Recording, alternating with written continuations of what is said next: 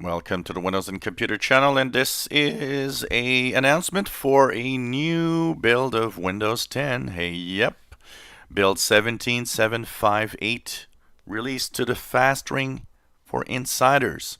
So of course, I've initiated the sequence of update on my insider machine. I will be, of course, doing my regular look in review. It'll be coming tomorrow morning because I will not be here for the rest of the day. Got a few things happening, but tomorrow morning we will have the full review. So if you're on the fast ring, of course, another build, 17758, as we continue to pace towards the October 2018 update. If you're on the slow ring, you also got a little something.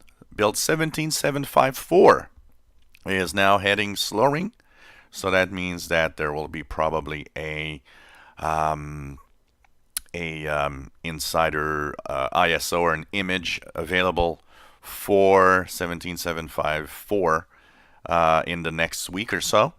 So two builds released, slow ring 17754, and if you're in the fast ring, check it out, 17758. My review coming up tomorrow morning.